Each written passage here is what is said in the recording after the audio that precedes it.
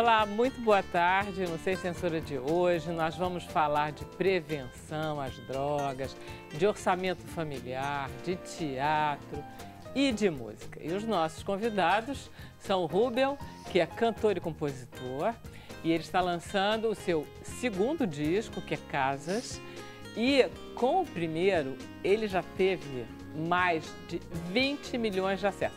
Esse sucesso do Rubel no primeiro disco surpreendeu até ele, foi? Foi. Eu fiz esse disco muito por acaso, na verdade. A minha ideia era ser cineasta, eu me formei em cinema. E eu gravei esse disco para registrar uma viagem que eu tive, uma experiência que eu tive. A ideia era ter esse registro para mim, para minha família, para os meus amigos. E durante muito tempo, depois que eu terminei, eu joguei na internet de graça, para download gratuito. Mas ele foi devagarzinho. Eu fui fazer outras coisas, fui trabalhar com cinema. Passaram-se 2 anos e meio, e eu resolvi fazer o clipe de uma das músicas, que era o Quando Bate Aquela Saudade. E aí, de repente, esse clipe estourou. E esse disco que estava ali meio guardado na gaveta, de repente ganhou vida. Muito bacana essa história, você vai contar depois em detalhes. Tá. Nós estamos com Kevin Couto, que é autor, diretor, compositor, ator. Tem mais alguma coisa? Pintor. O Kevin, ele está em cartaz com a peça A Joia do Palácio, que é um conto de fadas para crianças. A gente esteve lá no Shopping da Gávea assistindo esse final de semana. Prazer em vê-lo. É um prazer. Estamos com Ana Pellegrino, que é pesquisadora do Instituto Igarapé, nosso parceiro. E ela vem nos falar sobre o lançamento do Guia de Prevenção contra as Drogas, que é direcionado para pais e educadores. É uma coisa complicada mesmo. Não conheço um pai que consiga abordar isso com facilidade, né? É um grande tabu, né? Um tabu há gerações. E a gente está aqui para, aos poucos, tentar quebrar. Os pais têm o dom de dizer tudo errado, né? Que falta informação para os pais também, né? Não, então... pois é. Eles não dizem errado, eles dizem errado querendo acertar. Mas é o que a gente faz na vida 90% do tempo. Vamos lá, Salete Martins é guia de turismo. Bom, mas ela vem nos falar de outra coisa. Ela vem nos contar como é que ela conseguiu sair do vermelho, porque nós estamos na Semana da Educação Financeira. Então ela é o nosso personagem. Ela é que nem muitas pessoas, desorganizada era, né? Sim. E hoje em dia... Hoje eu aprendi a economizar e sair do vermelho. Muito bom, Salete, parabéns. Estamos com o nosso querido Bruno Barros. Ei, Vera Barroso, então... boa tarde. Vermelho só na camisa. Só na camisa. Boa tarde, boa tarde. Muito boa tarde especial para você que está em casa. Chegou a hora de participar do Sem Censura. Corre lá para sua rede social, pode ser no Facebook, pode ser no Twitter, pode ser no Instagram. Manda uma mensagem com a hashtag Sem Censura, mas se você não tem rede social, pode mandar um WhatsApp, Vera. O número é 021 99903 5329. Você manda aí de casa a sua mensagem, ela vai cair e eu vou passar para os nossos convidados. É o que está fazendo o maior sucesso o WhatsApp, não é? Está fazendo o maior sucesso. Não tem Todo mais mundo só quer saber de WhatsApp. Manda meme. Muito bom. Só não mandaram Olha só, quando eu ouvi o Rubel hoje de manhã, eu disse, nossa, que voz doce, que coisa agradável a voz desse menino. E aí eu peguei o roteiro para ler e a pesquisadora, a roteirista, tinha posto lá. O Rubel tem uma voz muito doce. Eu digo, gente, todo mundo acha. Rubel, você tem uma voz doce? Mostra pra gente aí. Vamos lá. O que você vai cantar? Eu vou cantar Partilhar. Que é tudo teu, né? Tudo meu. Tudo composição sua. É uma música desse disco novo que eu tô lançando, o Casas.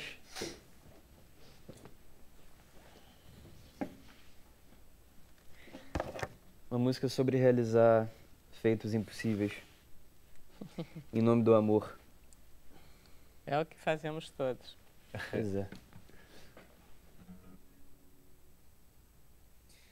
Se for preciso, eu pego um barco e eu remo por 6 meses como peixe pra te ver. Tão pra inventar um mar grande o bastante que me assuste, que eu desista de você. Se for preciso, eu crio alguma máquina mais rápida que a dúvida, mais súbita que a lágrima. Viajo a toda força e no instante de saudade e dor eu chego pra dizer que eu vim te ver. Eu quero partilhar, eu quero partilhar a vida boa com você. Eu quero partilhar a vida boa com você. Que amor tão grande tem que ser vivido a todo instante, a cada hora que eu tô longe. É um desperdício, eu só tenho 80 anos pela frente. Por favor, me dá uma chance de viver. Que amor tão grande tem que ser vivido a todo instante, a cada hora que eu tô longe. É um desperdício, eu só tenho 80 anos pela frente. Por favor, me dá uma chance de viver. Eu quero partilhar a vida boa com você. Eu quero partilhar a vida boa com você. Oh, Obrigado. volta pra cá. Esse partilhar é aquele momento do início da paixãozinha, né? Enquanto a relação tá boa, tá tudo dando certo. O amor está no ar, Bruno? O amor está no ar. É isso, o Rubens? Você fala do amor o tempo todo? Não o tempo todo, eu falo bastante. É curioso, as músicas de amor são as que mais as pessoas se identificam. São as mais ouvidas. É verdade, todo mundo gosta do amor, né? E as pessoas acabam achando que eu sou extremamente romântico, mas eu acho que é porque os momentos em que eu fui romântico são os que mais reverberaram com o público. Posso perguntar quantos anos você tem? Tenho 27. Você já é formado em cinema. Sou formado E em você cinema. é carioca. Sou carioca. Sou de Mas- Volta Redonda, na verdade. Interior do Rio. Legal. Mas eu vim pro Rio com 7 anos, então virei carioca. Virou carioca. E conta um pouco essa tua viagem que fez você sair do cinema e ir pra música. Uhum. Então, eu tava na PUC estudando Você já cinema. estava formado. Não, eu tava no meio da faculdade. Tá. Fui fazer intercâmbio para a Universidade do Texas, em Austin. Fui para estudar cinema. E essa cidade é uma das mais musicais do planeta, talvez. Tem uma banda em cada esquina, tem um músico em cada árvore. E eu fui parar numa casa que era uma república, com 120 pessoas do mundo inteiro. 120? 120 pessoas. Você conhece, Ana? Austin, que você fez com a cabeça assim? Morei no Texas há Você algum morou tempo. também? Você morou lá também? Quando eu era criança, faz muito tempo. Tudo bem. E o que tem Austin de musical? Austin é meio encontro dos desencontrados, né? Ah. Tem gente de tudo quanto é lugar, fazendo tudo quanto é coisa. Tem um super festival de cinema também. Enfim, tem um monte de encontro musical, um encontro artístico, Tá. que não sei por que acontece ali. Em Pois é. Austin. O lema da cidade é mantenha Austin esquisito. Legal. Esquisita. Que legal. É, acho que é um pouco isso, esse encontro dos desencontrados. Bom, aí, Eu acho- enfim, aí você adorou. Tava lá feliz então, da vida. Adorei. Minha vida mudou completamente nesse lugar, nessa casa especialmente. Tinha toda essa coisa da liberdade. Eu acho que é um polo de cultura num estado muito conservador. Exatamente. Talvez. E acho que é isso, assim, é um respiro que existe lá. E aí eu conheci muitos músicos nessa casa. A gente passou 6 meses morando junto e fazendo música. Tocando despretensiosamente. Eu tocava muito, fiz uma banda de cover de música brasileira. Tocava Caetano, Chico, É. as pessoas, os gringos Violão. piravam. Você é do violão, sim. É, no violão. E aí no finalzinho da viagem, faltando uma semana para voltar pro Rio, eu resolvi montar um estúdio improvisado na casa e registrar as músicas que eu tinha feito lá. Eram 7 músicas. E aí gravei realmente muito improvisado, não tinha dinheiro para quase nada. Virei 2 noites, eu mesmo operei os equipamentos sem saber operar direito e gravei o disco. Voltei pro Brasil, mostrei pra minha família falou, olha, que legal, você podia dar pra alguém cantar essas músicas. Eu falei, meu Deus, vocês não estão entendendo isso aqui. Minha mãe odeia quando eu conto essa história, eu não devia contar mais essa história. E aí eu falei, não, mas isso aqui é um registro muito particular, eu acho que a ideia não é dar pra outra pessoa, a ideia é que sou eu que contando as minhas histórias. E aí eu joguei isso na internet de graça, para download gratuito. E aí meus amigos gostaram muito, fiz uns shows para 20, 30 pessoas no Rio. Voltei para os Estados Unidos, aí me formei em cinema, voltei para os Estados Unidos para trabalhar com cinema. E aí passou 1 ano e meio, voltei para o Brasil, porque a experiência lá tinha terminado. Aí quando eu voltei, eu falei, bom, já que eu tenho esse disco gravado, vamos ver o que eu posso fazer dele. E eu postei no Facebook, voltei para o Brasil, vamos tocar. E aí teve gente comentando no sul, no norte, no sudeste, no centro-oeste, Salvador, Porto Alegre, falando, vem pra cá, vem tocar aqui. Isso porque você postou no Facebook. Quer dizer, você não fez nenhum tipo de provocação maior além dessa. Não. Foi realmente boca a boca na internet. Não tinha assessoria de imprensa, não tinha clipe ainda, não tinha... Não tinha nem o clipe? Não tinha nem o clipe. Então, assim, tinha um público espalhado pelo Brasil que ainda era um público muito pequeno. Mas eu pensei, se eu atingir 5 pessoas em Manaus e 10 pessoas em Porto Alegre, eu posso atingir 500. Tô feito. E aí eu falei, vamos encarar a música, porque eu sempre tive muito medo de ser músico. Eu sempre ouvi que era impossível ser músico. E eu falei, bom, vamos tentar. E aí eu formei uma banda no Brasil, porque o disco tinha sido gravado lá fora, né? Formei uma banda aqui e saí em turnê. Isso em 2015. Saiu em turnê sozinho? Quer dizer, tipo assim, quero me apresentar em Volta Redonda, tem teatro? É exatamente assim. Eu ligava para as casas, eu mesmo ligava às vezes, e falava, eu tenho um disco, eu vou estar aí, dia tal, me dá uma data. Noite. No começo eu ia fazer muito voz e violão, porque era caro viajar com a banda. Aí eu tocava... eu digo turnê, mas assim, era um show a cada 3 meses. Tudo bem, tudo bem. Mas e aí foi assim, tocava, o primeiro show, acho que foi fora do Rio, foi Curitiba para 70 pessoas. Aí depois de 6 meses a gente voltava para 200. Aí depois de 6 meses voltava para 800. Então, e aí foi indo. E aí lancei esse clipe que eu te falei do Quando Bate com a Saudade, que foi aí que deu uma alavancada bem maior na carreira. A música é muito bonitinha, no final você vai tocar ela, não vai? Vou tocar ela. Porque ela é muito bonitinha, você viu, né? Eu vi. Você viu aquele... Não, ele me aplicou no tal do outro clipe do Xiste, que é uma delícia. Aliás, a gente pode até passar um pedacinho. Muito legal. Quando a Emília estiver pronta, ela passa um pedacinho do Xiste, mas... já tá, então passa. Mas aquilo não dá, tem que ver inteiro.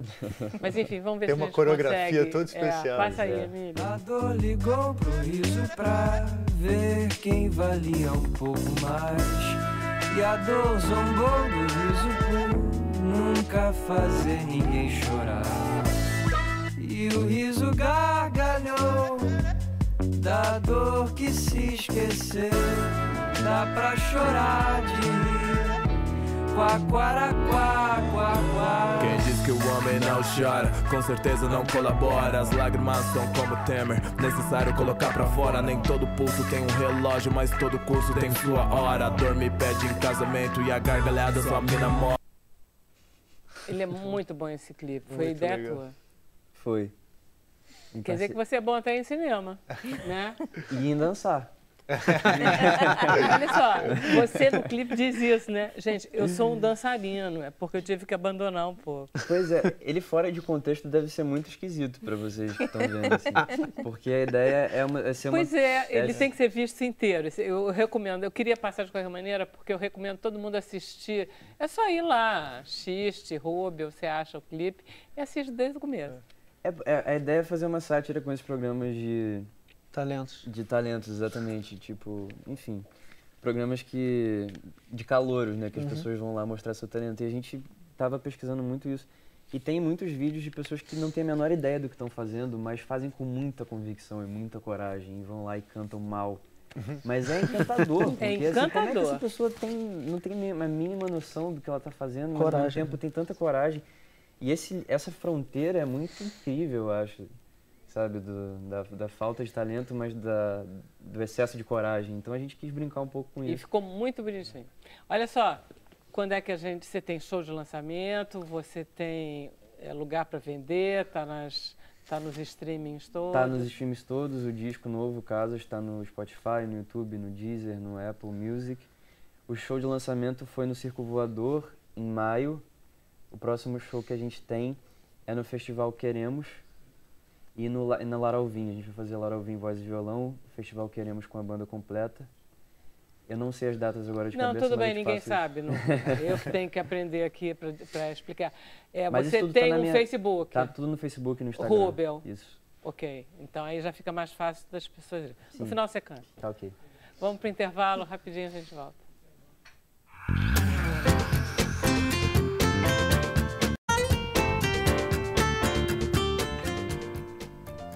Então, estamos de volta e vamos perguntar ao Bruno o que temos.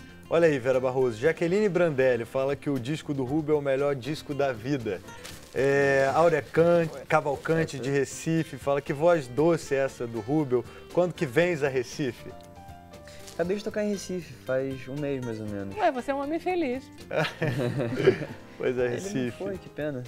A Lúcia Regina Camargo fala: Rubio, além de cantor, ele representa o que cada um de nós queremos dizer. E aí tem o Thiago Lima Verde que pergunta assim: qual a importância das redes sociais no seu trabalho? Acho que ele não teria existido, não existiria sem as redes sociais. Porque se eu tivesse fazendo música há 15 anos atrás, quando não existiam redes sociais, eu dependeria de uma gravadora para me ouvir, para poder gravar o meu disco, para poder divulgar. E eu acho que o tipo de música que eu faço, provavelmente o cara da gravadora ouviria e falaria: não, isso nunca vai vender, isso não faz o menor sentido você fazer uma introdução de 2 minutos e depois começar a cantar, fazer uma música de 6 minutos e meio, sabe? Então, eu acho que eu sou muito sortudo, privilegiado de poder fazer música nesse momento. Viver numa Considerando-se, sobretudo, que ele não tinha tanta certeza, assim, nem na vocação dele, né? Eu nunca teria nem coragem de bater na porta de alguém e falar: eu sou músico. Verdade. Esse é que é o problema. E aí você postou... Porque a tua insegurança o cara dissesse meio não, você ia dizer: realmente não tem jeito pra isso não. E ir embora. Foi esse sucesso Ia ser um não pra vida inteira. que te salvou. Né? Ia ser um não pra vida inteira. Pois e ele nunca ia desconfiar que... Isso é verdade. Né? Engraçada a vida, né? Viva a tecnologia. Viva a tecnologia. Por exemplo, Ecotecnologia, que você vai lá no site da Igarapé e acessa essas 2 preciosidades aqui. Vamos falar sobre esse guia de prevenção às drogas, que eu acho muito interessante. Vamos lá, Ana. Vamos lá. Contar um pouquinho para quem está em casa, né? Acho que todo mundo já passou, eu ainda não tenho filhos, né? Mas todo mundo já passou por essa situação, ou como filho, ou como pai. Você já foi filha. Já fui filha, ou como pai ou mãe, ou até mesmo como educador de, chegou a hora de falar sobre drogas. E como é que eu falo? É difícil, será que eu, enfim, oriento como? E a gente ouve muito falar no diga não, né? E a gente fica muito parado ali no diga não. Meu filho, o importante é dizer não. Diga não. Agora, esse diga não, ele não te dá, deixa de te dar uma série de instrumentos tão importantes para a proteção dos jovens. E foi justamente pensando nisso que a gente criou esses 2 materiais. Um, na verdade, é um material pedagógico de aplicação em sala de aula para trabalhar o livro que a Ilona Zabo, a diretora lá do Instituto Igarapé, lançou ano passado. Então, ele trabalha justamente habilidades socioemocionais, que são a base para tanta coisa na nossa vida, inclusive uma base para a prevenção ao desenvolvimento de abuso de substâncias, à prevenção de violência e outras questões ligadas. Nada mais é do que, enfim, ter consciência de si, saber o que você quer, o que você não quer, ter consciência do seu entorno social e saber se regular com esse entorno. E o outro material é uma adaptação de uma publicação lançada já há muitos anos nos Estados Unidos, mas que a gente trouxe não só traduziu, como trouxe dados brasileiros, olhou qual é a nossa realidade local e fez algumas modificações para falar com o público brasileiro de orientação aos pais. E aí, já que o diga não, a gente já sabe que não funciona, deixa a gente na mão, o que fazer? E essa é a grande pergunta, né? O que fazer? Basicamente, seja informado e tenha muita informação para ajudar, tanto dar essa informação para o seu adolescente, ajudá-lo a buscar mais. E número 2, construa uma relação de confiança. E sem essa relação de confiança, nada mais vai para frente. Então, fale com seu filho: olha, o ideal é que você não use drogas agora. Realmente, você ainda está numa fase de desenvolvimento onde isso vai ter um impacto muito forte, pode ter um impacto muito forte no desenvolvimento cerebral, neurológico, etc. Mas se você decidir usar, ou ver alguém usando, um dos seus amigos resolver, pode me ligar se tiver algum problema. Eu confio em mim. Oriente a não aceitar bebidas abertas por estranhos. Oriente a fazer, enfim, se for experimentar uma droga, que não experimente 20 na mesma noite, etc. Quando a gente não tem essa orientação clara, do resto, né, do para além do diga não, o que acaba acontecendo? O adolescente ele está no mundo, né? O mundo tem todos esses desafios pra gente. Ele não vai saber como lidar. E pior, vai ter medo, vai não saber para quem ligar, não vai saber onde buscar essa ajuda e corre o risco de você incorrer em ainda mais danos do que seria necessário ali naquela situação. Bom, uma coisa pré-estabelecida é que o adolescente, o jovem, o pré-adolescente, ele não vai saber lidar com esse problema, claro. Porque é um problema novo. Na minha época, em 1912, o problema era como falar de sexo para os seus filhos. E os pais continuam tão incompetentes quanto eles eram. Eu não vejo a minha geração mais competente falando de drogas do que falava de sexo. Continuam falando mal de sexo e de drogas.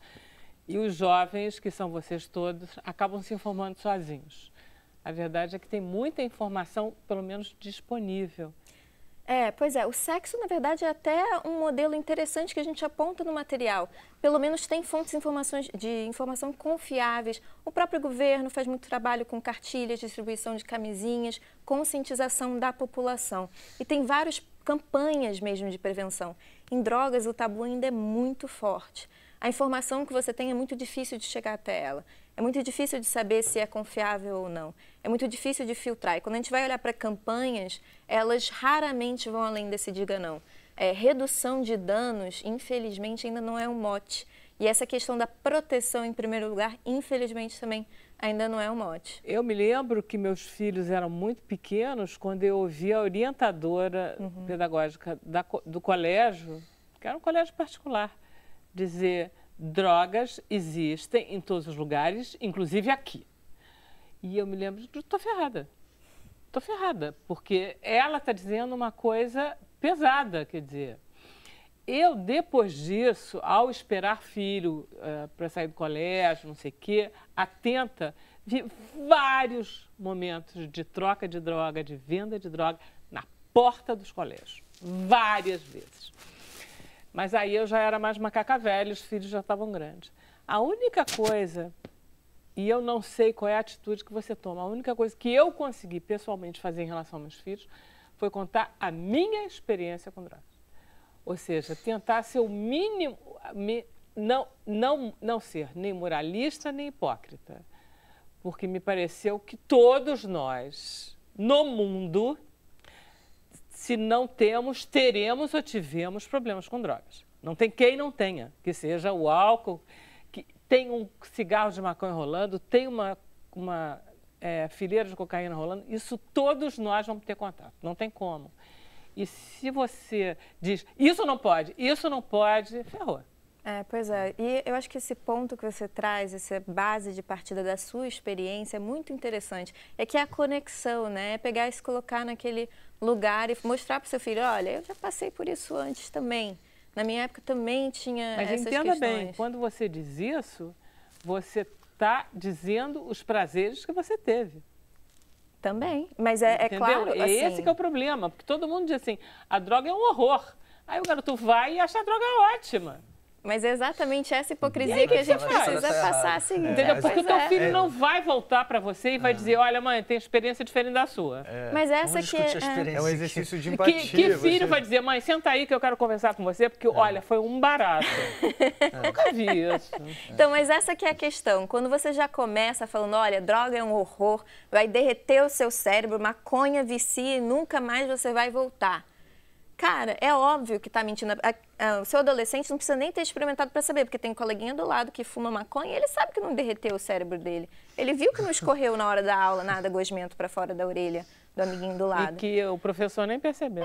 Pois é. E que o pai não está nem sabendo. Mentir é muito ruim. Quebra a relação de confiança, quebra qualquer chance de troca que você possa ter e qualquer construção que possa surgir a partir dali. E a gente sabe que é muito, assim, existem muitos riscos, principalmente porque hoje em dia, como a droga é proibida, ela está na mão de quem? De pessoas que não querem saber quantos anos você tem, não querem saber se você ainda está em fase de desenvolvimento, não sabem qual é a pureza, nem de onde vem aquela droga que elas estão vendendo. Eles vão vender por dinheiro. Quem puder pagar e chegar lá pedindo, eles vão dar. Vão, né? Dar não, né? Vão vender. Então, esse ambiente de ilegalidade desregulada piora ainda mais a situação. Então, como, enfim, pessoas preocupadas com isso, a gente tem que ter ainda mais cuidado. Tem uma história muito interessante que aconteceu na Inglaterra, super breve, eu prometo, que uma menina de 15 anos morreu de overdose de êxtase.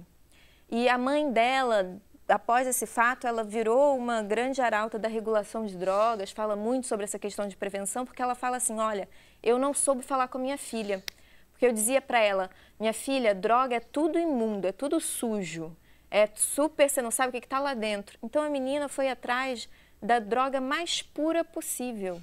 E era tão pura, mas tão pura e tão forte que em uma dose ela teve uma parada cardíaca, obviamente não foi socorrida a tempo, as amigas não sabiam o que fazer, ela estava num festival de música, e o mundo da música, o Rubio pode até falar um pouco, tem essa questão também. É uma questão ali de orientação, faltou orientação a essa mãe e a essa filha, porque você fica batendo num ponto e a falta de informação é desoladora, né? Você fica batendo num ponto, achando que você está agindo pelo bem, quando descamba. Isso, por um lado, de dos pais um pouco mais liberais, que têm alguma experiência, parca experiência, mas você está lidando com gente que tem nenhuma experiência também. Tem pais que não conhecem isso. Né? Também. E para isso, assim, a gente estava falando, graças à tecnologia, né, muita coisa acontece.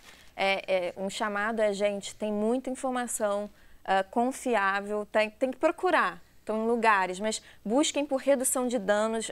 Primeiro, os materiais nossos estão disponíveis no nosso site, Igarapé. Isso é super legal. Igarapé.org.br, podem entrar, estão lá, todos online, baixem, gratuito, passa para a tia, passa para todo mundo. Mas tem muita informação, Almanaque das Drogas, busque redução de danos e drogas específicas e tenha essa informação e tenha essa orientação. E esteja ligado, antenado. Os adolescentes muitas vezes vão saber muito mais do que você. Agora, eu me lembro de educação sexual nas escolas. Era pífio aquele negócio, não era muito engraçado, não. Quer dizer, passava tudo menos o prazer, né? Virava uma coisa meio esquisita, mas tudo bem. Em relação a drogas, tem nas escolas palestras com ex-drogados, vocês que são jovens, depoimentos de jovens? Eu já vi muito, mas é porque eu trabalho também, né, acompanhando. Mas as escolas procuram isso? É isso que eu estou perguntando. Eu fiz um trabalho no ensino médio, mas também foi só no ensino médio, no primeiro ano, e nunca mais vi nenhuma informação a respeito. Na escola, pelo menos. Escola. O meu, eu tive sei lá, não sei que ano, o Detran foi, mas para falar sobre bebida e direção, um pouco nessa pegada. Já é mais fácil. Agora, tem muita gente fazendo, assim, o programa, assim, tem vários programas, existem pessoas que fazem esse trabalho. Agora, pouca avaliação sobre qual é o impacto deles. E a gente tem já alguns padrões internacionais que já foram reconhecidos, programas que dão certo. A gente já sabe mais ou menos o que funciona e o que não funciona. Mas precisa ter avaliação. Se eu vou, e isso é um dos pontos que, por exemplo, é contraindicado nesses padrões internacionais. Muitas vezes você ter o depoimento de um ex-drogado, né, uma pessoa que teve problemas com drogas, isso não vai gerar empatia, porque geralmente é um discurso muito também taxativo. Não se envolva com drogas, porque olha como eu acabei, etc, etc, etc. Não gera conexão e não gera, então, troca de informação. Pode ser até contraproducente, de acordo com algumas avaliações. Por outro lado, você ter troca de informações honestas, você ter orientação, você ter programas de fortalecimento dessas habilidades socioemocionais, esses sim já dão resultado. E é importante fazer isso depois, né? Você criou um programa, a gente tem alguns programas aqui e ali. O Estado do Rio, por exemplo, tem um que se chama, um boneco, chama Tosco. Você precisa avaliar.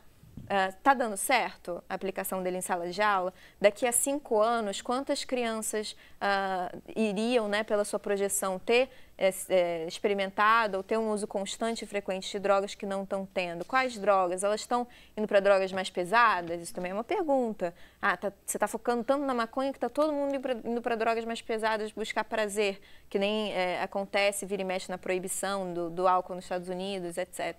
Então, isso falta muito. A gente não tem nem dados sobre consumo no Brasil. Na verdade, não está havendo uma meta, inclusive, educacional sobre o que a gente quer em relação a esse problema das drogas com os adolescentes. Exato, né? exato. A gente não sabe o que a gente quer. Maravilha, Ana. Obrigada. Volte sempre. Vamos falar agora sobre um assunto muito mais leve, que é grana, né, Salene? Sim. Que é grana, mas acaba com todo mundo aqui. Verdade. Aí conta pra mim, mas eu quero a parte ruim. Então, aí você estava a parte péssima, ruim, fazendo todas as bobagens do mundo. Eu gosto dessa parte. perdida, né? Você é guia de turismo. Sou guia de turismo. Trabalha 50 anos nisso, 49. seriamente, ganhando seu dinheirinho, honestamente. Sim, então, parte desses meus 49 anos eu fiquei enrolada com dívidas, usando cartão de crédito, e eu era muito compulsiva, realmente todo mês eu usava, e na hora de pagar, cadê o dinheiro, né? Então... Trabalhava e o dinheiro não dava. Cheque especial, só para pagar. Aquelas coisas. Sempre no vermelho, né? Hoje em dia, como o Bruno falou, vermelho só na roupa. Não quero mais saber. Então, assim, foi a partir de um projeto, né? Um projeto CVM, de duas pessoas maravilhosas que eu conheci, né? A Gabriela e o Alexandre. Então, foi assim, um projeto piloto onde eles criaram um aplicativo e mandavam dicas para nós, mulheres, porque eles pegaram assim, 20 mulheres de algumas comunidades, como Santa Marta, né? Eu moro na favela Santa Marta. Eles são da onde, a Gabriela e o Alexandre? São daqui mesmo, do Rio. Então, não, mas assim, de que organização, de que onde? sim, eles são pesquisadores, fazem parte desse projeto, né? Tem um nome o projeto? Tem, é CVM. Da Companhia de Valores Imobiliários. Isso. Tá. Então, assim, eles criaram esse aplicativo e mandavam mensagens para a gente diariamente pelo WhatsApp, onde nós recebíamos dicas de como poupar, né? Então, o objetivo do projeto é compartilhar dicas de como poupar com mulheres, né? Então, eles começaram com 20 mulheres da favela Santa Marta, Maré e Mangueira. Eu sou do Santa Marta. Tá. Então, assim, e diariamente nós recebíamos essas dicas e nós fomos aprendendo, né, como poupar, né? Aí como é que era? Então, porque assim, certamente eu acho que se eu fosse muito desorganizada, recebesse assim um bilhetinho da CVM no meu WhatsApp, eu não abriria. Entendeu? Tipo assim, lá vem aquele cara me dizer o que eu não devia ter feito ontem quando eu comprei aquele sapato. Mas como é que eu era? abria todos os dias, tá? Foram cerca de quase 3 meses. E aí, eu tinha uma meta, né? Que eu sempre quis... Como guia de turismo, eu apresento muito aqui a minha cidade, a minha comunidade, que é um ponto turístico, né? A favela Santa Marta.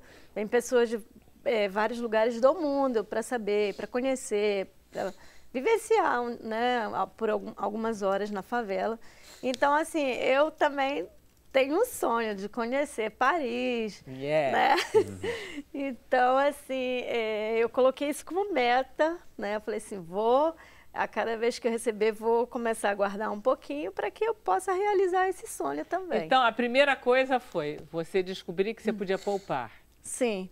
Então assim... Como é que você... Eles mostraram assim... rasgue o seu cartão de crédito, foi isso? Eles mostraram assim 3 exemplos de poupança, né? Que é a de emergência, de aposentadoria e de sonhos. De meta. De meta. Foi aonde eu peguei e agarrei para mim, né?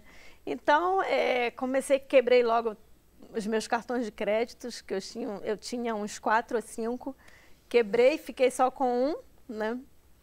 Então, Eu sou MEI, microempreendedora individual. Então, no banco, meu gerente me ofereceu, olha, abre aqui uma conta empresa e toma aqui essa maquininha.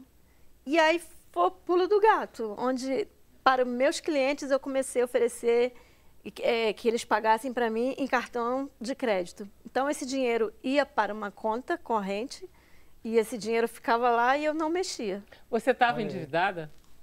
Eu estava endividada. Esses meus 49 anos, parte deles nos últimos primeiro 20 você pagou foi as dívidas. pagando dívidas. Mas primeiro né? você conseguiu zerar a dívida. Sim, eu fui zerando, pagando e também com a ajuda, né, do pessoal de casa. Fui conversando com meu marido, com a minha filha. Olha, me ajudem. Porque, assim, tinha alguns perfis, né, no grupo, nesse aplicativo, né? Tipo assim, gasto mais do que ganho, gasto tudo que ganho, me ajuda. Eu me vi logo no primeiro, né? Gasto mais do que ganho. Então, por esses 3 meses, eu fui me organizando com a ajuda, né, em casa, da família, e fui conseguindo. Tinha mensagem todo dia? Mensagem todo dia, e eu optei por um caderninho onde eu anotava tudo o que eu gastava e tudo o que eu ganhava. Então, fui me organizando. Em quanto tempo você conseguiu zerar as suas dívidas? Em 3 meses. Olha. Legal. Com a ajuda, claro, do marido e da filha, né? Apesar que a minha filha também é compulsiva. Infelizmente, ela herdou isso de mim. Mas eu estou tentando, né, trabalhar, porque assim, esse projeto, eles começam com as mães, para depois eles querem passar para os filhos também, ensinarem os filhos a pouparem também. Ah, é um projeto dedicado às mulheres? Isso, sim. Interessante. E começou, né, um projeto piloto no qual eu participei. Eles ainda pretendem expandir isso, né, para o Brasil e fazer com que essas mulheres aprendam a poupar também. Bom, e sair então do vermelho. Então você zerou as dívidas e começou a poupar. E você está há quanto tempo longe da tua meta de ir para Paris? Então, eu já consegui poupar. Que eu trabalho como guia de turismo, né? Então, assim, tem dias que eu tenho um grupo de 10, 15 pessoas. Tem dias que eu não tenho ninguém. Tá. Mas, assim, já consegui juntar dinheiro para, em 2019, os papéis lá vão se inverter. Eu não vou ser mais a guia, lá eu vou ser a turista. Então, eu já tenho dinheiro já junto para ir para essa viagem. Quanto tempo você demorou para conseguir esse dinheiro? Porque não é baratinho uma viagem para Paris, não. Mas uns 6 meses aí. Rapidinho. Caramba. Esse aplicativo é bom mesmo, né? Eu vou baixar ele aqui agora. Esse aplicativo aí, assim, é só para você, assim, que é de Santa Marta? Não, um projeto piloto para 20 mulheres aqui no Rio. Que a CVM fez. Para essas 3 comunidades, Santa Marta, Mangueira e Maré. Qual é o tipo de dica, assim, as mensagens? Poupe dinheiro hoje, guarde os 20% do que você ganhou, Sim, você tem que ter uma meta ali, sabe? Eu coloquei ali a minha vontade de viajar, passear, porque aqui eu realizo o sonho, né? Das pessoas, dos turistas. Mas agora eu quero realizar o meu sonho também. De passear e conhecer Paris, fazer foto, selfie lá com a Torre Eiffel. Agora, é verdade, me contaram que a tua viagem já está paga. Já está paga, só falta agora a minha filha, que você porque quer eu quero ir com ela e quero ensinar ela a poupar ainda esse ano, para que ela mesma junte o dinheiro dela. Espera aí, é o seguinte, deixa eu só entender. Essa meta é sua. Quando a gente tem uma meta, eu tenho algumas metas. Eu não consigo fazer com que o Rubel entre na minha meta. Ele não vai achar a minha meta, eu tenho certeza que ele não vai achar a minha meta nada. A sua filha quer essa meta? Então, ela ainda é muito compulsiva, né, como eu. Mas assim, eu estou trabalhando, né? Sempre que ela quiser gastar, você fala, pensa em Paris. Eu falo para ela, olha a viagem. Faz o seguinte, eu vou com você para Paris. Hã? Você me leva para Paris e a gente deixa a tua filha arranjar uma outra meta. Eu tô aceitando também, se quiser me levar. Tô achando muito interessante. A sua meta coincide com a minha. Que maravilha. Eu acho então que vamos juntos ir para Paris, em 2019. Caramba, Paris. Muito bom. né? Mas eu tô falando sério, você acha que ela gostaria mesmo disso Sim, também? ela gostaria. Inclusive, eu já presenteei, né, com um cofrezinho, assim, de Paris, aonde ali ela está depositando as moedas, dinheiro que ela ganha, o que ela consegue juntar um pouquinho. Quantos anos ela tem? Tem 21. Ih! Ô, Paris! Mas é difícil juntar nessa idade, viu? Vai dar certo. Bom voyage, a gente volta já já.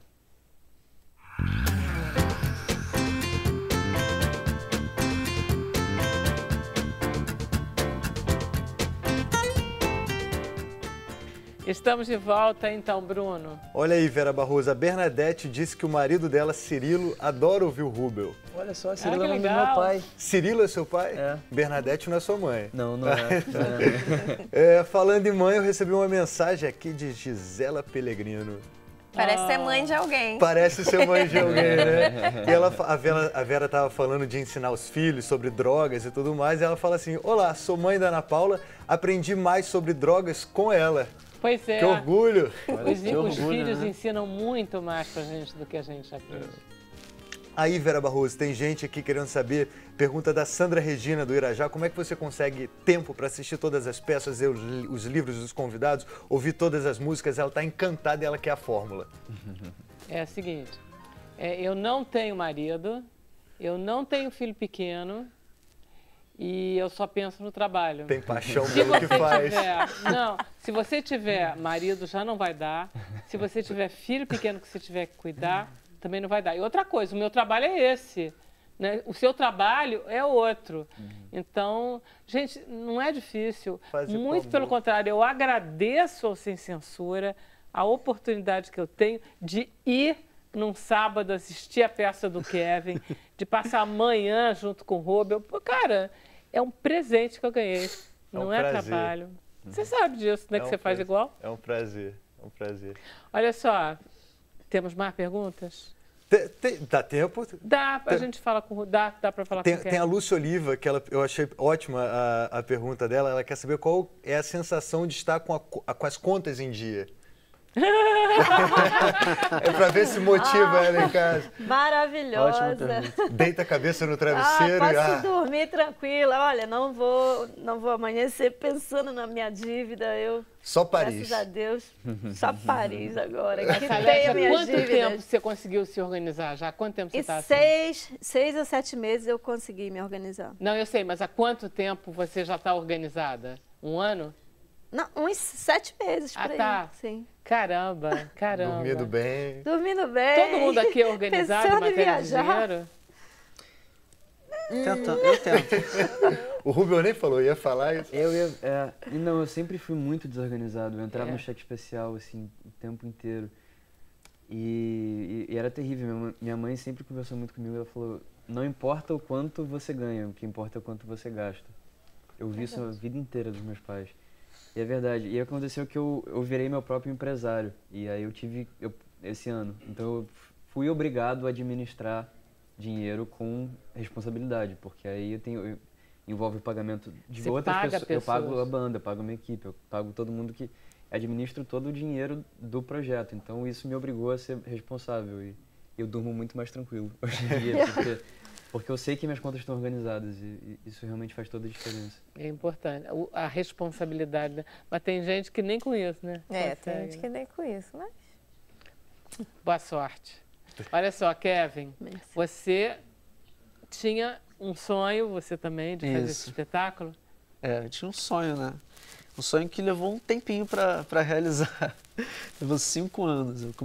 Eu concebi o projeto, fiz as músicas, escrevi o texto, né, concebi a história, fiz as músicas, produzi as músicas também. Não entendia quase nada de produção musical, mas... Porque a minha família inteira vem da música, na verdade. E aí eu comecei a compor os arranjos, aí percebi que precisava de compor arranjos mais rebuscados, porque era uma linguagem que é muito pragmática, né? Contos de fadas é uma linguagem pragmática, tá? É difícil até não estereotipar, né? E aí isso também foi uma dificuldade. E aí comecei a produzir, aí no início a gente pensa numa coisa faraônica, né? E depois quando você pensa numa produção independente, você tem que ir limpando, né? E aí passei por diversas dificuldades. Meu pai faleceu, e aí fiquei 2 anos sem... Fiquei 2 anos parado.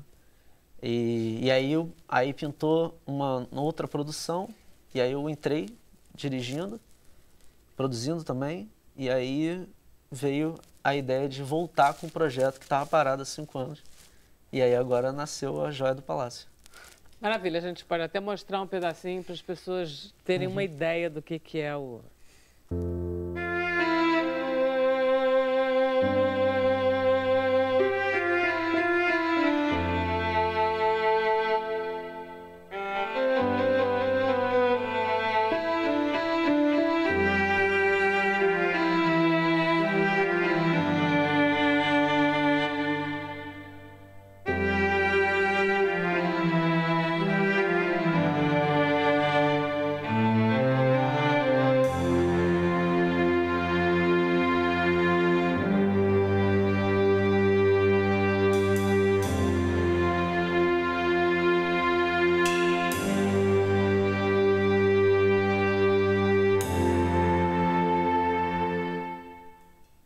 É linda a música, né? Tá bonita aí. Tem 2 composições que são da minha mãe. Essa música é da minha mãe, eu fiz o arranjo pra ela, né? Pra música. Eu lalei a música, né? Tava compondo a história. Quer dizer que toda a família é musical mesmo, sim, né? Sim, porque sim. eles fazem música. E aí eu escutei e falei, poxa, preciso de uma música pro final, né? Uma música que seja pragmática, né? E aí eu lembrava, cresci ouvindo essa música. E aí eu fui e compus, eu falei, poxa, eu vou pegar emprestado aqui a sua música, mãe, dá licença. Fazer um arranjinho. Fiz um arranjo, exatamente. Mas o arranjo dela, ela foi um dos últimos arranjos que nasceu, né? Mas aí eu falei, mãe, dá licença aqui que eu vou lalar a sua música. Mas aí você já conhecia as pessoas que você queria nos papéis. É uma peça que tem poucos papéis, mas tem papéis bons, singulares. Todos eles. São singulares, né? Eu queria fazer uma produção que não fosse muito custosa, então eu escrevi o texto pensando em fazer um conto de fadas bonito, porém que não fosse uma coisa impossível de ser realizada. Então eu escrevi com essa preocupação. Os personagens eles têm solilóquios, cada um tem uma quantidade de cenas dividida, né? É muito técnico. Mas é bacana. Você tem que racionalmente otimizar o material resolver humano. os problemas. Não existe... Né? Exatamente. E aí foi isso. Eu pensei, inicialmente escrevi para alguns atores que eu conhecia, amigos meus. Alguns não puderam fazer, outros fizeram. E aí foi caminhando. E aí teve algum momento que você disse, isso não vai dar certo? Teve algum momento que teve um impedimento desse? Porque às vezes tem, né? Você está levantando tudo jeitinho, de repente o ator principal diz, eu vou embora para Londres. Teve alguns momentos. Eu nunca cheguei a dizer, não vou conseguir fazer, não vai dar certo. Porque desde você queria, sempre... né? E também eu sou muito teimoso. Então, todas as coisas que... É muito difícil alguém falar não para mim, eu aceitar aquele não como última palavra. Aí você sabe que isso está me lembrando, eu tenho um amigo meu, grande amigo, que morreu, inclusive, que ele escreveu a peça, dirigiu a peça, não sei o que, tudo certinho. E eu fiquei muito impressionada quando a peça estreou. Eu disse, Celso Lemos, o nome dele. E eu disse, Celso, você conseguiu. Cara, a peça está muito boa. Cara, o que você acha que precisa? Ele disse, Vera, empenho. Só precisa querer. E se empenhar. Sim. E eu fiquei muito impressionada porque era muito verdadeiro no caso dele. Eu gosto, tem uma frase que é do Walt Disney que eu sempre repito, eu repeti inúmeras vezes nos ensaios, repito inúmeras vezes para os atores, repito para todo mundo. Não existe substituto para o trabalho duro. Não existe substituto para o trabalho duro. Você pode procurar diversas formas de driblar isso, mas se você realmente acredita no que você vai fazer, aquilo ali se torna material. E foi assim que nasceu. E tá bonita, e os atores estão ótimos, e todos cantam, e tão bem, tão bonitos. As roupas são bonitas? Sim, figurinos. Mariana Burgo, minha namorada, figurinista. E nós tivemos um treinamento que foi com um grande amigo meu, Rodrigo Xangodare. Ele tem um trabalho com a máscara teatral, né? Que é bonita aquela máscara. Sim, as máscaras são fabricações dele. É uma ótima ideia. Aqui. Nós precisávamos fazer a mágica, né? E aí eu não vou contar, senão é spoiler. Pois é, que tem um lance de tempo, então a máscara ajuda de uma forma belíssima. Isso, e aí ele tem esse trabalho com o estudo da máscara teatral e ele confecciona as máscaras. Aí ele apoiou a gente, né? Cedeu algumas Dá o máscaras. serviço antes que o programa acabe, senão ninguém vai poder ir. Sim, A Joia do Palácio Musical Infantil está em cartaz no Teatro Vanucci até dia 29 de julho. É isso. Horários? Ah, sim, 6h30. Sábado e domingo. Sábados e domingos. Não, só sábados e domingos às 6h30. Pois é, um horário tarde. Sim, é um horário. Quer dizer, é um horário meio alternativo do teatro. Está dentro do teatro infantil no Teatro Vanucci, mas é meio alternativo porque é difícil você ver peça infantil nesse horário. Exatamente, mas é um horário ótimo. Eu peguei uma outra sessão depois. Fica bom para os pais também, né? Pois Fica ali, né? é bom mesmo. Rubel, você vai nos oferecer alguma outra joia? Aqui agora? É. Claro. Vamos ver? Vamos lá. Então, por favor, vá lá. Enquanto isso, eu vou agradecer a Ana, ao Kevin, Salete, querida, volte sempre. Obrigada. Bruninho. Lacramos. Obrigado, Rubel. Amanhã a gente volta 5h30. Vocês ficam com a gente no Face. Pode ir quando quiser.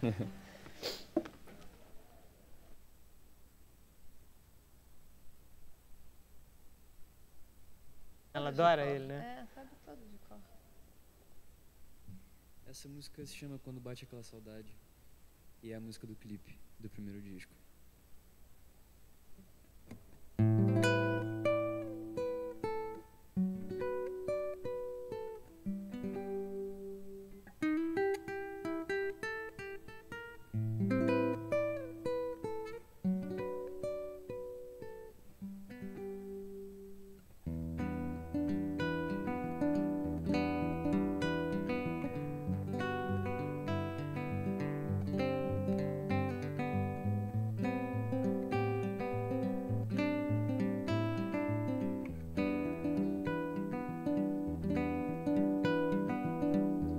É você que tem os olhos tão gigantes e a boca tão gostosa. Eu não vou aguentar. Senta aqui do lado e tira logo a roupa. Esquece o que não importa. Nem vamos conversar. Olha bem, mulher, eu vou te ser sincero. Quero te ver de branco. Quero te ver no altar. Não tem medo, não. Eu sei, vai dar errado. A gente fica longe e volta a namorar depois. Olha bem, mulher, eu vou te ser sincero. Eu tô com uma vontade danada de te entregar todos os beijos que eu não te dei. E eu tô com uma saudade apertada de dormir bem cansado e de acordar do teu lado pra te dizer que eu te amo, que eu te amo demais.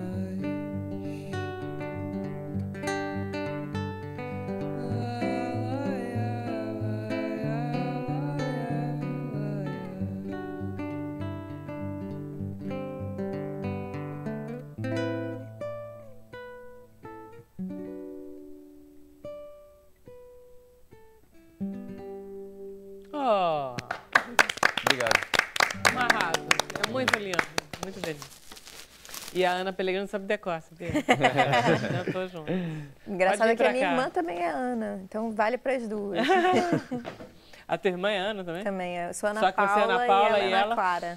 Ah, então é Paula e Clara em É casa. a dupla. Não, é nome duplo mesmo. Consegue? Mas só a tua mãe? Não, todo mundo. Todo mundo? Pô, que legal. Ele é nome duplo, mas não tem muito sucesso com o nome duplo dele, não. Tem que ser Rubel mesmo, porque é muito forte, né? Pois eu nunca conheci outro. De onde que vem Rubel? Meu pai se chamava Cirilo Rubel. Só que o Rubel dele a gente nunca descobriu de onde veio. Nem O avô ele? nunca... O avô não sei. O avô nunca disse, nunca... É um mistério. Assim, Um mistério familiar. Às vezes eu minto, às vezes eu falo que é o deus do sol. Eu disse pra ele que devia ser. Seu pai chama Rubem e a sua mãe chama Isabel? Pois é, eu xingo Rubel. É verdade. Mas não. A gente vai tentar esse mistério do Rubem até o final. Quem sabe? Tem Rúbia, né? Bruno. Tem Rubel. Rúbia. Olha aí, Vera Barroso, tem gente aqui querendo saber das inspirações de Rubel. Essas músicas aí. Eu acho que são muitas coisas que eu vivo mesmo. Eu escrevo muito a partir Então, estão querendo de saber se você tem experiência. namorada, São as fãs aqui, todas querendo casar de branco com você. Pois é, eu não sou um bom partido, não acreditem nisso. Brincadeira, eu tenho namorada, se essa é a pergunta. Mas a inspiração vem muito disso, da vida, das alegrias, dos sofrimentos, e das perdas e dos encontros, e dos amigos. Das Você fala histórias. do que todo mundo sente também, né? Eu falo do que eu você sinto, na sente, verdade, mas que- e aí, coincidentemente, algumas pessoas se identificam. Coincidentemente não, né? Tem um porquê. Tem um porquê? Tem, eu acho que tem. Eu acho que é muito uma maneira como você leva a música, Rubel. Eu acho que. Eu lembro, eu fui num show seu no circo, acho que o primeiro show que você fez no circo, sem o CD novo ainda. Sim. E faz parte daquela turnê que era um show a cada 3 meses. Aham. E o Rubel, ele não acreditava que ele estava lá no palco. E ele ficava repetindo isso. E eu acho que todo mundo ali na plateia meio entendeu do tipo, se eu tivesse gravado um disco 4 anos atrás que ficou perdido numa gaveta, mas eu nunca gravei, né? Se eu tivesse no palco do circo, eu estaria assim também. Serve para encorajar as pessoas Pois também. é, eu acho que ela se vê e tem muito. também tem uma coisa da qualidade. Aí posso só, como eu conheci o Rubel, tem um Instagram, tem um Stories e tem o Joaquim Lopes, ator, apresentador. E uma vez ele postou um vídeo dele do café da manhã fazendo um café na cafeteira italiana e aí saía aquela fumacinha assim, tipo café ficando pronto e a música de fundo era a música do Rubel, o Partilhar. E aí eu nunca tinha ouvido falar Caiu em bem Rubel. pra boa. Eu olhei aquilo e falei, gente, que música Que música interessante. é essa? Aí eu peguei o trecho, fui pra internet partilhar e aí Olha tive só. acesso ao seu trabalho. E aí comecei a ver um monte de coisa. Aí falei até com a Emília que, nossa, tem um cara que é muito bom e tal. Foi assim, e eu também, sou como sua irmã, tô viciado nas músicas. Obrigado. Mas comecei lá no Stories. É engraçado, essa geração de músicos dele estão pondo umas letras nas músicas que estão batendo muito com o que as pessoas pensam e sentem de uma forma muito orgânica. É muito engraçado isso. Eu acho que tem uma coisa da sinceridade. Que é geracional, eu acho. Que, pelo menos quando eu fiz essa música do Quando Bate com a Saudade, foi agressivamente sincero. Eu pensei, caramba, isso beira até o cafona. Mas aí eu lembrei das músicas que me tocavam, o Roberto Carlos, o Erasmo. Tinham muito essa coisa do romantismo escancarado, da sinceridade escancarada, que meio que se perdeu, acho que ali nos anos 80, 90, que ficaram mais cínicos e mais irônicos, sabe? E eu falei, não, eu vou fazer uma música que fala eu te amo, sim, e vou botar esse nome que beira o cafona. E aí depois eu vi que esse movimento tá acontecendo em muitos... Isso é bonito também, de recuperar essa coisa mais Você ingênua está até. tendo a voz das pessoas que você não imaginava que você Do inconsciente representasse, coletivo, né? Sim, né? Não sim. só você. Total. Bacana. Olha aí, a Simone Reis, ela disse que ela é professora e drogas é um assunto muito difícil de trabalhar, porque alguns alunos são traficantes e mostram irritação quando tratam do assunto. É difícil Você isso, já né? imaginou o que é uma professora de escola pública ter traficante dentro dela, que ela conhece, porque elas sabem, e ter que lidar com isso, cara... E a gente não tem protocolos, né? O que você faz nessa situação? O professor também não tem os instrumentos, ele sozinho lidar ali com aquele caso. E não é só escola pública, não. Escola privada também tem. Eu lembro, na minha escola, durante o fundamental, finalzinho do fundamental, início do ensino médio, tinha escândalo de fulaninho, foi pego vendendo droga no banheiro, aquilo que você estava falando, de ter na frente da escola. Você vê.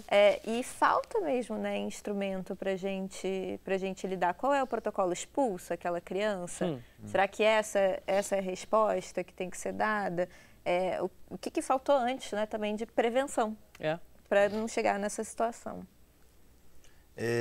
Você falando de prevenção, tem um comentário aqui da Zenita, de Recife. Ela fala que o mal das drogas está hoje depois e não no momento. Falar do vício e da dificuldade de sair dela. Você concorda que esse é o mal das drogas? Olha, é muito difícil escolher por onde a gente começa a falar disso. Tem muita coisa muito conturbada quando esse assunto é drogas. Na verdade, a gente tem que falar cada vez mais de cada uma das etapas do processo. A gente precisa tanto da prevenção quanto entender que por exemplo, nem todo consumo ele é abusivo ou ele é um problema. Então, tem pessoas que vão usar drogas normalmente que nem todo mundo aqui foi lá beber o cafezinho antes de entrar no estúdio. Deu uma bicada na cafeína. É uma substância que altera a nossa disposição, tem efeito sobre o nosso corpo. Tem pessoas que fazem o mesmo com drogas hoje consideradas ilícitas e não tem nenhuma outra consequência. As que têm consequência e que fazem, por exemplo, o uso abusivo, jovens que saem e bebem muito álcool, passam mal. Isso é um abuso. Não necessariamente também configura uma dependência, que é quando a pessoa já tem uma necessidade física ou psicológica daquela substância. Para cada uma dessas etapas da interação com a substância, a gente precisa saber qual é o tratamento, não, né? Mas qual o comportamento adequado para a gente lidar com aquilo e qual o apoio que precisa ser dado. Se é com você, que ajuda eu tenho que buscar? Será que eu tenho que bater na porta de um CAPS, que é um centro de atenção psicossocial mantido pelas prefeituras no geral? Será que eu tenho que bater na porta, enfim, de buscar outros sonhos? Será que, na verdade, eu estou nessa rota de escape, eu devia estar fazendo música? Achar aquela minha veia do teatro, disso, daquilo, e por ali eu vou seguir um caminho? Também não tem uma receita estanque para todo mundo. E nem todo uso, eu acho que essa é uma mensagem que o material deixa bem claro e a gente precisa entender como sociedade. Nem todo consumo de drogas é um problema. E quando existe um problema, que ele seja um problema de saúde. Também tem essa questão, na nossa lei hoje em dia, a gente já discutiu isso aqui no programa, né? Ele é um caso de polícia, de acordo com a lei. E a gente acaba misturando as coisas. Para mim, atualmente, esse é o grande mal. Como a gente mistura as coisas na legislação, como o policial tem que levar se ele encontrar qualquer um com drogas. Quer dizer, o preconceito. O preconceito, o estigma. E a gente trata melhor o álcool, que mata mais do que a maconha. Né? É muito difícil lidar com essa situação hoje em dia, né? Tem que fazer algumas mudanças, alguns ajustes. A gente está caminhando para melhorar essa situação. Que Deus faça. Tem alguma coisa lá em Brasília, assim, alguma novidade, uma notícia boa? Olha, você me avisa se tiver, você está aí conectado. Que é uma angústia aqui da internet, eles perguntam assim, fala aí. A Thaísa Vargas fala que o sonho dela também é ir para Paris e ela vai aderir seu método. A Carol Miller pediu para cantar Quando Bate Aquela Saudade. Ele cantou para ela. Tem uma mensagem aqui da Tete Andrade, ela fala assim: eu cresci com meu pai dizendo, nunca coloque chapéu onde sua mão não alcança. Hoje ela conta só com a remuneração do trabalho, porque ela não tem mais idade de ter dívidas e pronto. Ela descobriu a fórmula. Que coisa boa. Não gastar mais do que tem. Porque como eu fazia, eu gastava mais do que eu ganhava, né? Hoje eu não quero mais saber de dívidas. Eu até evito passar em lugares onde eu vou, eu sei que me leva para gastos. A gente gasta mais do que ganha, a gente não tem tanto mais coisa do que a gente tem quando a gente não gasta, né? A gente tem uma aparência, a gente se endivida, mas... O problema é quando você relaciona... Mas você não é mais rico, quer dizer, você não tem coisas assim. Sim, verdade. Entendeu? Você não tem um carro... Você não porque também tem um momento que você entra numa bola de neve também. Quando você associa a felicidade ao ter, você não vai ser feliz nunca. E aí você sempre vai querer ter algo. Exatamente. E sempre... Qualquer outra coisa. A Gláucia fez a mãe do Rubel no clipe. Gláucia Ramon, conhece? Sim, claro, no clipe do Xixi. O clipe do Xixi é muito bom. Ela é Aliás, minha o mãe. clipe desse também é muito bom. Esse da Saudade é mais muito pra frente. bonitinho. É muito bonitinho. Obrigado. Que tem o pai. Você que... fez também? Sim, dirigiu. Muito bom. Tem jeito pra cinema esse Tem jeito. Eu não abandonei esse sonho, não. Eu ainda trabalho com isso, pelo menos os clipes todos eu Não, faço. vocês estão bem, porque vocês fazem o filme e a música fica super econômica. Pois é, né? Começou com uma economia de Super orçamento. econômico. Mas é isso, trabalho É. independente, você Não é? tem que descobrir Tem que ir formas de podando, economizar. Vocês não Exatamente. remuneram nem o compositor, nem o diretor. Pronto, acabou, sei lá. E desempenha bem as duas funções. Exatamente. É a Angeli Ramos, ela aí nasceu muito bem, que ela fala assim, já nasci com gen da economia, nunca entrou no vermelho. Uau! Essa veio... Cara! Ídolo. Posso eu fazer uma pergunta?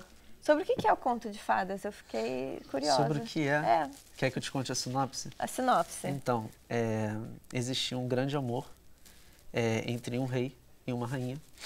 E eles eram recém-casados, né? E aí, no primeiro aniversário dela, uma bruxa, né? Que o rei decidiu presentear a rainha com o maior diamante já encontrado. E aí ele mandou fazer uma joia com esse diamante.